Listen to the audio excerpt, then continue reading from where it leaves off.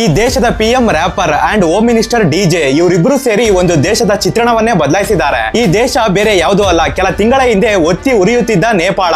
ಇಲ್ಲಿನ ಹೊಸ ಜೆನ್ಜಿ ಸರ್ಕಾರ ಮೊದಲು ವಿಐಪಿ ಕಲ್ಚರ್ ನ ಬ್ಯಾನ್ ಮಾಡ್ತಾರೆ. ಪಿಎಂ ಬಲೆನ್ಶ ಖುದ್ದು ಜನರ ಸಮಸ್ಯೆಯನ್ನ ಕೇಳ್ತಾರೆ. ಹೋಮ್ ಮಿನಿಸ್ಟರ್ ಗಾಡಿ ಕೂಡ ಟ್ರಾಫಿಕ್ ಸಿಗ್ನಲ್ ಅಲ್ಲಿ ನಿಲ್ಬೇಕು. 1990ರಿಂದ ಇಲ್ಲಿವರೆಗೂ ಇರೋ ಎಲ್ಲ ಪೊಲಿಟಿಷಿಯನ್ಸ್ ಗಳು ತಮ್ಮ ಪ್ರಾಪರ್ಟಿ ಹಾಗೂ ಅಸೆಟ್ಸ್ ನ ಆನ್ಲೈನ್ ಡಿಕ್ಲೇರ್ ಮಾಡಬೇಕು. ಇವರು ನುಂಗಿರೋ ಹಣವನ್ನ ವಾಪಸ್ ಪಡೆಯೋದಕ್ಕೆ ಒಂದು ಹೊಸ ಕಮಿಟಿಯ ರಚನೆ ಆಗಿದೆ. ಮಿನಿಸ್ಟರ್ ಗಳು ಸ್ವತಃ ಎಲ್ಲ ಕೆಲಸಗಳನ್ನ ಇನ್ಸ್ಪೆಕ್ಷನ್ ಮಾಡ್ತಿದ್ದಾರೆ. ಪಿಎಂ ಬಲೆನ್ಶ ತನ್ನ ಫೋಟೋ ಯಾವುದೇ ಆಫೀಸ್ ಅಲ್ಲಿ ಇರಬಾರದು ಅಂತ ಆರ್ಡರ್ ಮಾಡಿದ್ದಾರೆ.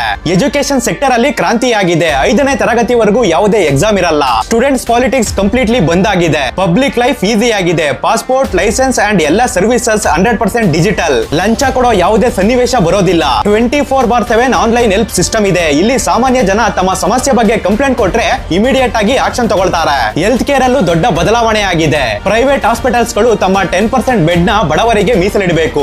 ಇದು ನಿಜವಾದ ಅಚ್ಚೆ ದಿನ ಅಂದ್ರೆ.